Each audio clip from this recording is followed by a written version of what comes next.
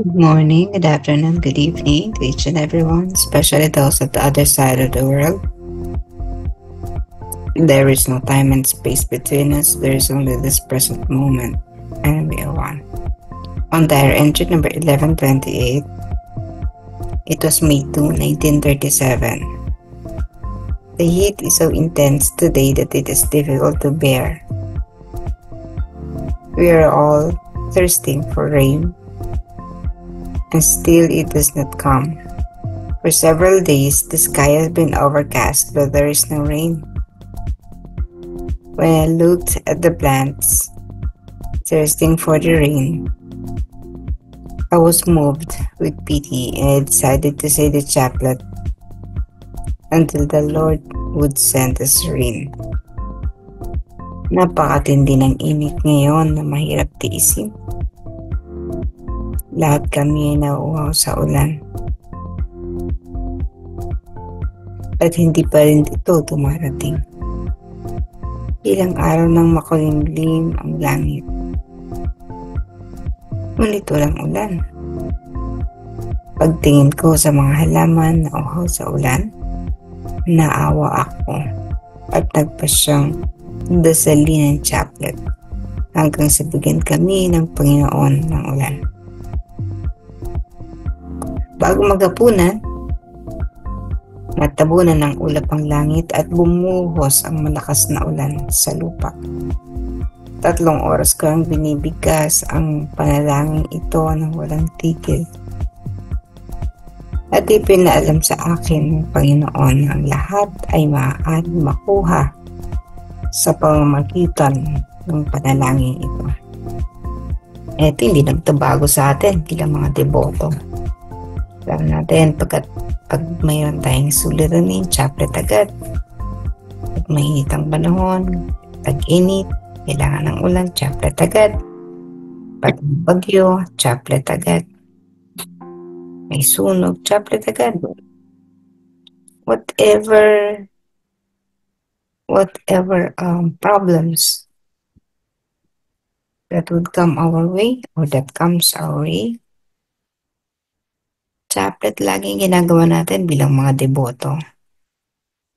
Kung meron tayong mga hindi kasundo, meron tayong hindi mga nakakapalagayang loob, mga kasamaan ng loob, chaplet agad para maghilom ang mga sugat.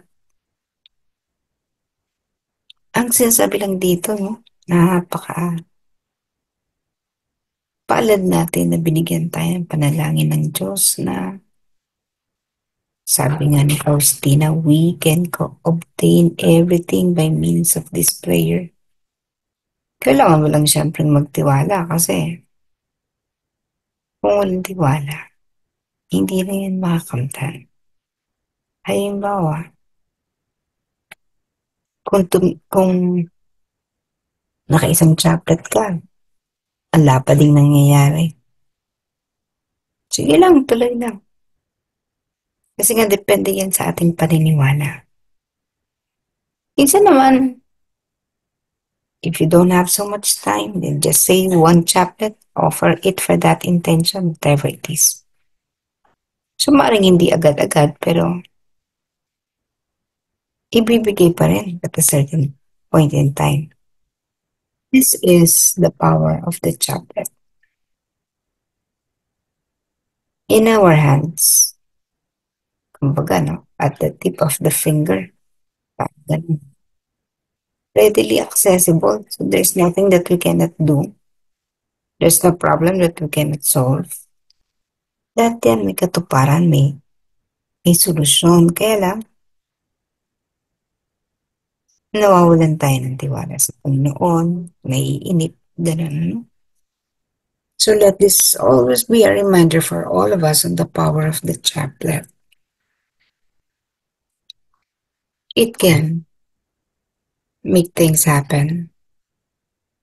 It nga lang, lagi natin sinasabi, we just have to trust. Trust in God, trust in Jesus, the divine mercy.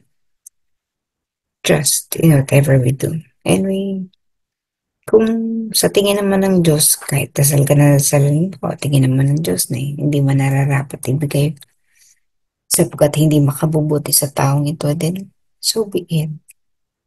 Kailangan din nating unawain yan. But for this one, this is very unselfish. If you would like to pray for the rain to pour, ang intention mo ay madili ka ng mga halaman, no? Kung tagtuyot na ang mga halaman sa tanim, na matay, ganun, no? So, napaka-unselfish ng ganun intention. And the Lord will always hear that. But if our intention is very focused on the self at maaari naman nating ikapahamak, malamang hindi naman yan tutuparin or pagkakalob ng Panginoon. Kung ipagkaloob man yan ng Panginoon, that is just to teach that person a lesson. So I'm amazed by how devotees believe in this, no? Kasi nag-sharing tayo ng mga testimonies, makikita natin yung pinagmamalaki ng mga deboto natin. Ay, sister, ganito, ganyan, ganyan ang chaplet. Dami na nagawa niyan sa akin. Let's continue to believe in the power of this prayer. Binigay ito ng Panginoon at a point in time that we really need it. Maaring itanong nyo, paano ang rosary? Ibig sabihin ba, papalitan na ang rosary? Hindi po. Hindi naman sinabing ganun, no? In fact, any prayer will do. It's just that, alam nyo, ganito yan. Ang isang panalangin na paulit-ulit mong sinasabi ay nagkakaroon ng synergistic power. Lalong lumalaki ang liwanag, kapangyarihan ng panalangin ito. Kung ulit-ulitin, imagine mo, ang daming tao halimbawa ang sumisimba. So, yung power ng prayer ng Mass, napakamakapangyarihan. Minung-minuto, may nangyayaring misa, di ba? Ganda yung ama namin because we pray this constantly. Kasama ang ama namin sa chaplet, ano? Ganon din ang Hail Mary. Kung kaya itong mga dasal na ito, may sarili na itong kapangyarihan. Kasi paulit-ulit, over a period, habang panahon, simula na ito taga ating simbahan, dinadasal na natin. Kaya talagang yan, no? Makapaglapit sa atin sa Panginoon, magkakaroon, magbigay sa atin ng katuparan sa ating mga panalangin. Now, if your prayer is quite customized, yan, it's already a conversation, parang ganun, conversation with the Lord. Panalangin na conversation style. Pero itong panalangin na fix, Ama namin, sumasambalataya, glory be, mga ganyan, no? So, ito yung mga panalangin na formula. Kumbaga, tawag natin formula, may formula na yan. And that formula is already proven correct, no? Kumbaga, sapagat marami nang naibigay na karanasan, napakaraming testimonya on the power of those prayers. Yung mga formula na, kasi nga mga formula na yan, pare-pareho ang salita. Parang isang salita din na paulit-ulit mo sinasabi, it becomes magical. Kasi paulit-ulit mo nang sinasabi. Kesa dun sa first time mong sinabi ang salitang ito, wala pa yung masyadong kakanyahan, kapangyarihan, wala pang kakanyahan na mag-manifest itself. But as you continue to say this word, halimbawa, yung salita, so it becomes very, very powerful. That is the power of the words and that is the power of the prayer. And as we continue to repeat it over and over and over again, mas lalong nagkakaroon niya ng power. So imagine niyo, we pray the chaplet every day and how many people are praying the chaplet every day all around the world.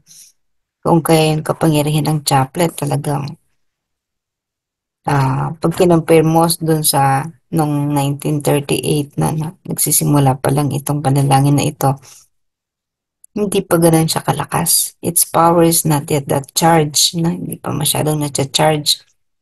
But over a period of very long time na, no, since 2000, nung panahon ni Pope John Paul, na halos ano na to, no, na institutionalize na, it has attained or it has obtained so much strength and power that whenever we pray it, it's like magic. No? Nagbibigay sa atin ang ating mga mabilis na mga naibibigay ang ating kahilingan. Lalo na kung ang kahilingan natin or intention natin ay hindi makasarili kundi makatutulong sa mas nakararami.